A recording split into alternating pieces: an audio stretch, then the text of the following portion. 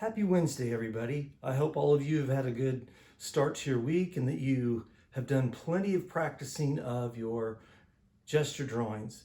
What we're going to talk about today is how do we expand on the use of gesture. I hope that all of you have gotten the general idea of how you go about doing a gesture, kind of tying that observation, following the object by looking at with your eyes, and then following along with your hand.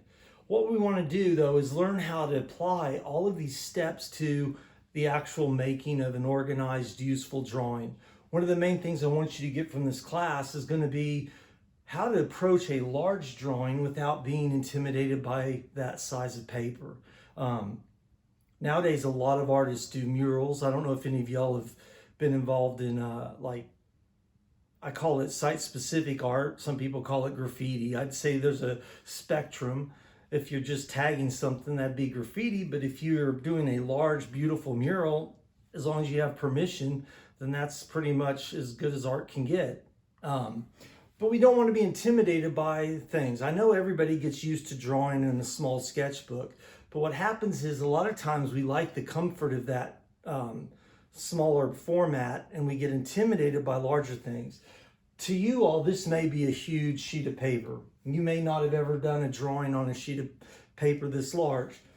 I remember being at that stage in my development where a large sheet of paper like this, I didn't know where to even start. Hopefully y'all have realized that by making marks that activate that entire area, that those are ways to get this going, and then you can focus on the actual drawing details later. So basically today, what we're going to do is I'm going to establish a few foundational definitions.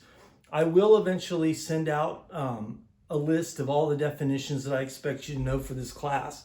But when you watch these videos and you hear a certain word, and you'll know when I say one that's important because I pretty much emphasize it. Like we've already talked about blind contour. We've already talked about gesture drawing. Materials, I kind of expect y'all to know what I mean by those. But the main things you want to learn today are going to be the idea of a picture plane, organizational lines, ground plane, and a couple others as we get into it. So basically what we want to do today is start by talking about, we know hopefully how to do a gesture. Now we want to start to figure out how do we apply the use of gesture drawing, the use of observation, the two things we've already done. Hopefully you all have practiced enough to just be like comfortable with it. If not, draw more. But what we want to do today is figure out how to take those and apply it to the actual creation of a legitimate drawing. We're not going to make a finished drawing on this, but what we are going to do is come up with the actual use of all these steps to have the start of a, substantial drawing. So I, again, have set up a still life. You don't need to see it. Hopefully you'll be able to tell by what I do here how it's all going to progress. So the first thing we want to talk about is definitely the most important aspect of doing a serious drawing is picture plane.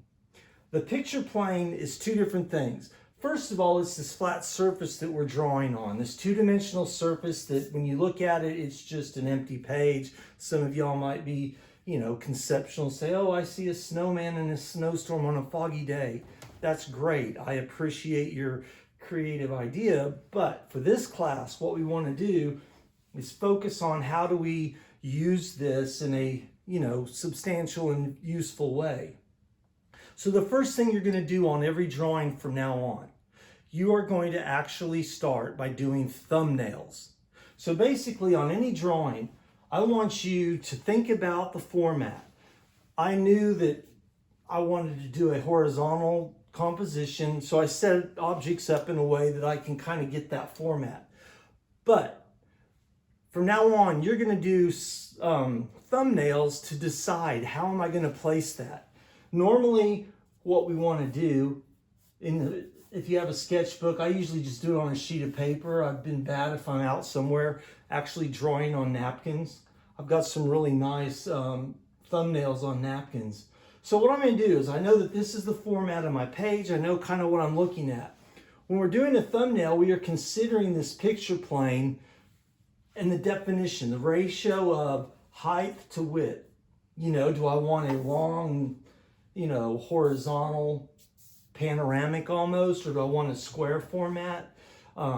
Those are decisions you have to make. And on every drawing from here on out, you will define the picture plane. For the first few, I'm going to have you draw the thumbnail that you end up going with. Normally, I'll do 5 or 6 little thumbnails. Sometimes I'm going to make you do 10 thumbnails. Even if you end up going with the very first drawing that you knew you wanted, doing those other several helps you make that to be extremely intentional. You didn't just sort of go, oh, I'll make a drawing of this. You actually intended what your design was. And that's why we do thumbnails. It's a quick way of thinking about the relationship of what we're drawing, where we want to fit it into the picture plane, and working that out. So the first thing we do on thumbnails is just think about what we want to organize the space. So I'm just going to look at these objects. And again, thumbnails end up being just a useful small gesture drawing. So I'm just kind of looking and saying, okay, I see an object. It's here. I see a loop there. I see the shape here. I got a flower kind of there. I got a kitty cat here. Make sure another object there, another object here, and a leaf sticking out there.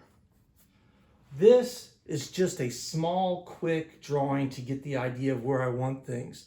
Am I happy with that?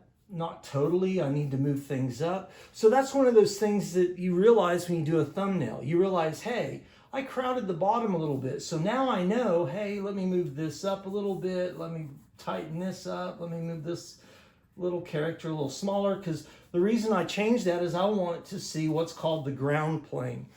In this class, another thing we want to always understand is there's 2 things that establish space. The first one is going to be this flat surface of the picture plane. Then there's also that imaginary surface line that we're going to call the ground plane. It may be there or it may not be. Basically what the ground plane is in the rules of perspective, that is the point that tells us exactly where in this level we are to the object we're drawing. So all perspective is built off that ground plane. Just to show y'all quickly, a flat ground plane is there. Everything up here would be going up, everything down there would be going down. Now, if I'm above that ground plane, like on here, that ground plane's a little lower than me, so I could actually define it. And then I have to think, what is the angle of the ground plane? Anything I draw sets on that ground plane. So that's what we want to do. We want to always define, especially if you're doing a still life, where is that ground plane? And so what I have now is my ground plane, and that gives me an idea of where the placement is. And I want to think about how far back is that ground plane. So that's kind of where I'm at. I know I need to move this up, I need to move that up, and that kind of tells me I know I want this flower. Means I want this over a little bit, make sure I give that, I don't want to chop it off. Plus this is a little open. So basically what I just did is decided that my picture plane that I originally drew basically just need to be moved over and down a little bit, or zoomed out a little bit to make those objects have more space. So that's kind of where I'm at. So now I know that this is basically the same proportion as the page. But what I want you to do on every drawing from now, you are going to not only do a thumbnail, you are then going to draw the defined picture plane. I didn't put this on your supply list, but I like to use, in fact, in my studio, I have different size rulers for different things. I would normally use my medium handheld ruler to do this, but we're not being perfect yet. So what I'm going to do is just draw and define my ground plane.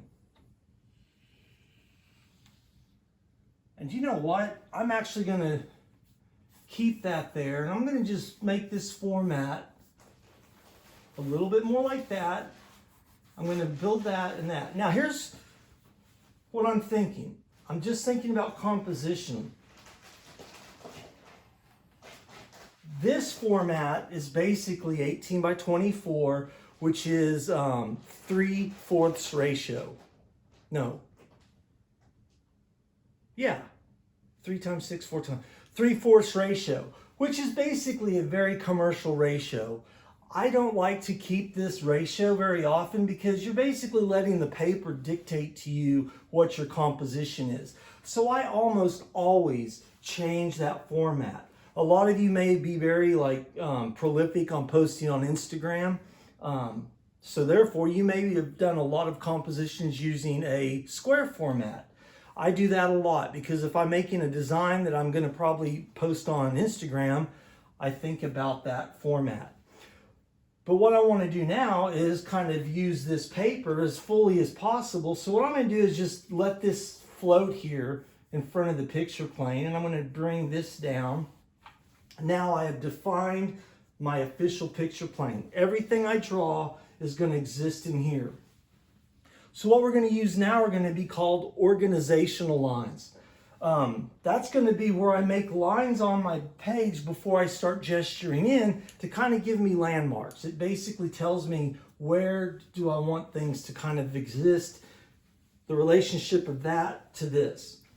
So what I'm going to do, I know that a good composition is based on what's called the rule of thirds in photography. You imagine that your composition is in thirds. And basically what that does is it means things exist based on these quadrants. Well, that's not quadrants, it's actually different than that. But anyway, I don't know the right term for what you call each of these little sections. The Greeks came up with the idea of the golden mean. And basically that meant if you divide the space here and here, anything that happens in this, proportionally, if it happens here, it's a ratio. And there's all kinds of interesting math.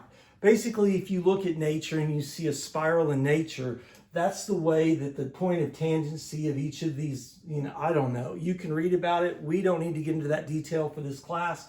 Just know that if you divide your picture plane into thirds vertically and horizontally, and you use one of these thirds as a foundational line to build your composition on, it generally gives a more pleasing composition. However, once we get familiar with using that, I challenge you to push that to the limit. So a lot of times I'll figure out how far can I, change that composition and it still work. But for this, I'm just going to basically use these and think about where do I want my picture plane and my objects to be in relationship to those three. If any of you all use your phone to take photos, I do a lot of my preparatory work by using photographs. I go out and photograph everything, and then I play with, stacking up photos. You can turn these grid lines on your camera. And in fact, I always leave them on. Even though I like to play with compositions, when I'm doing my preparatory stuff, I like having those lines. So when I take photos, I always am placing, objects on these lines. And if I want to change the composition later, it's easy to go back and crop, but I at least know that my preparatory work is using a very sound compositional structure. So for this, I'm going to have a large object up high, a couple of objects sticking up. So if I anchor it too much, it's going to emphasize the ground plane, and it's probably going to make this object seem too high. So what I'm going to do is first thing I'm going to think is I'm going to define that as my ground plane, especially since everything is a little bit low to me. Now what I'm going to do is just use some organizational lines looking for anything that's on there. Like the cat, I know has a head there. I know I want the feet here. I know that the flower is going to be right there. I want to try to fit that in. There's a loop to the handle of the pitcher, a glass pitcher. Not picture, pitcher, an actual pouring one.